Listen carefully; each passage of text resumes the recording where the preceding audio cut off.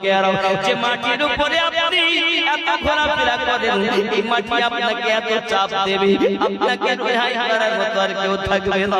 যুবকরি, এই দুনিয়াতে তুমি পশু হয়ে কবরে গিয়েছো। আল্লাহ পাক বলেছেন যে উলাইকা কাল আনআম বাল হুম আদাল, তারাই হলো চতুষ্পদ জন্তু। আল্লাহ বলেন ওয়ালা তামুতুন্না, খবরদার তোমরা মৃত্যুবরণ করো না। এ যুবকেরা, তাহলে আমাদের বুঝতে হবে কবরের ভিতরে কেমন করে যাব।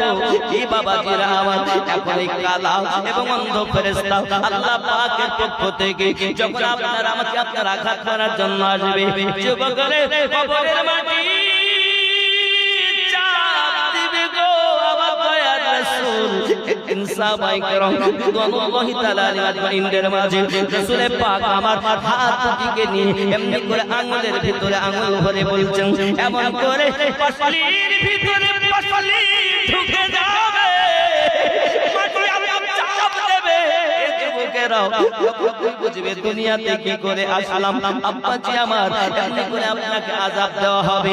আর ফেরেশতা কুরজ মারবে, যখন হাত মারবে রে বন্ধু, এক বাড়িতে আপনাকে মাটির তলদেশে চলে যেতে হবে। আবার আল্লাহ পাকের আল্লাহ পক্ষ থেকে আবার আপনি সুস্থ আবার উপরে আসবেন, আবার আপনাকে মারা হবে। আহারে, এইভাবে আযাব হতে থাকবে। মরণ চাইবে, মরণ হবে না, তাই আমার বাপকে তার জন্য আযাব হবে। যুবকরে মানুষ হইয়া কবরে যাও, ছেলে তোমার নয়, মেয়ে তোমার নয়, আত্মীয় তোমার নয়। এই জন্য তো বলা হয়েছে একদিন তোমায় মরতে হবে, তুমি ভুলে যেও না।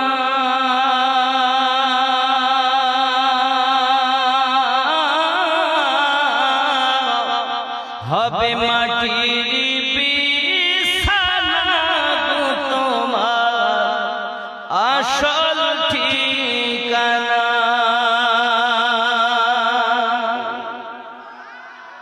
এ বাড়ি গাড়ি টাকা কড়ি কিছুই রবে না,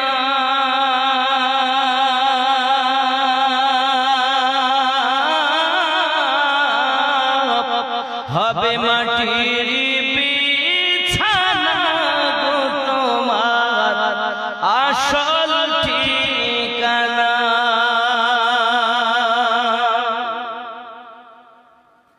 কাঁদবে মাতা, কাঁদবে পিতা, কাঁদবে ভাই,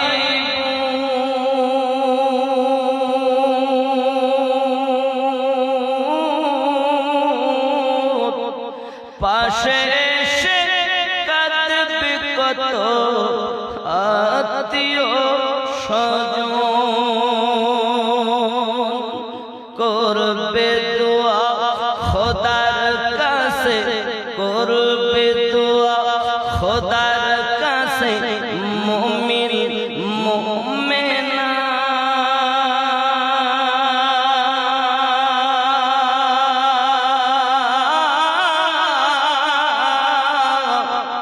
হবে মাটির বিছানা গো তোমার আসল ঠিকানা।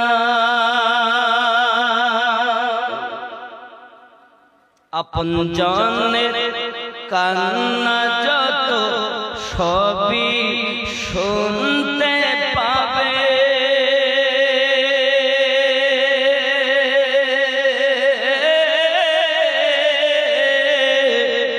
বুক ফাটবে তো মুখ ফুটবে না, কেমনে জবাব দেবে। আপন জনের কান্না যত সবই শুনতে পাবে,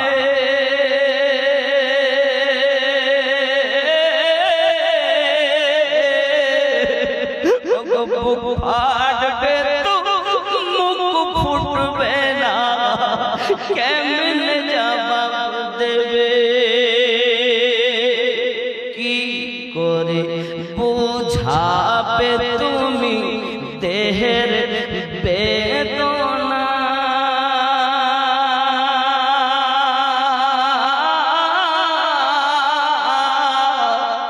হবে মাটির বিছানা গো তোমার আসল ঠিকানা।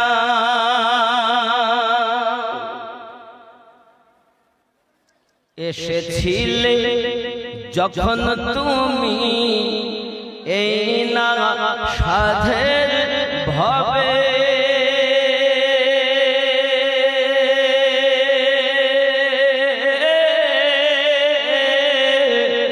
কেঁদেছিলে শুধু তুমি, হেসেছিল সবে। যাওয়ার কালে হাসবে তুমি, যাওয়ার কালে হাসবে তুমি, কাঁদবে জামানা।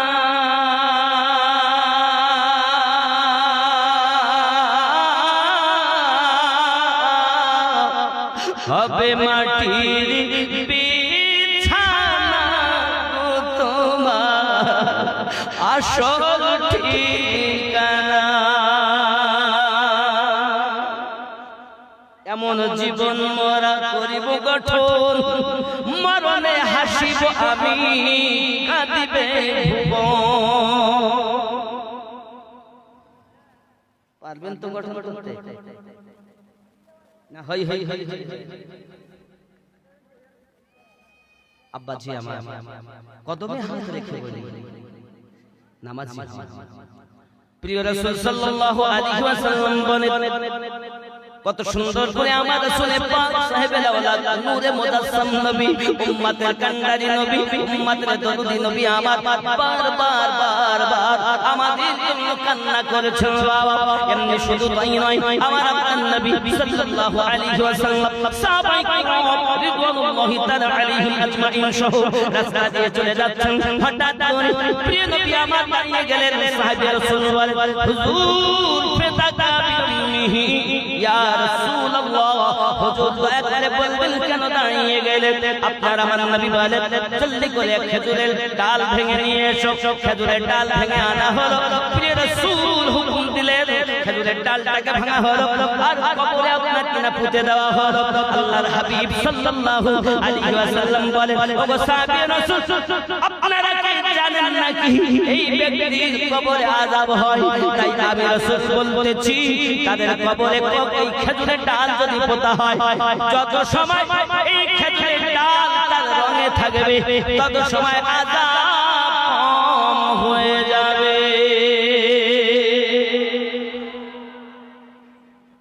চলেন নবী উপরে, দেখেন নবী মাটির ভিতরে,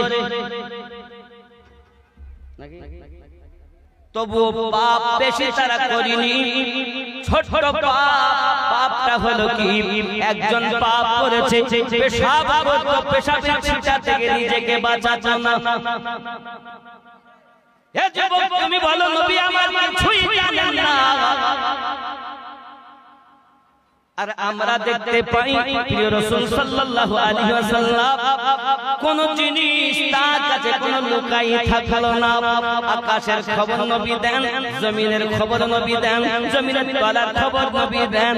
এমন কি আল্লাহু পাক রব্বুল ইজ্জাত এমন হাবিব আমাদেরকে দান করেছে, কিছুই জানেন না যারা বলে এদের পেলে নই পোকা সার পোকা লেগে গেছে। আমার আপনার নবী যাহা কিছু জানেন তার কিন্তু মাত্র তুমি জানো না। কারণ আল্লাহ পাক রব্বুল ইজ্জাত বলেছে, আমি ইলম দিয়েছি ইল্লা কালিলা, ইলমু ইল্লা কালিলা, সামান্যতম ইলম।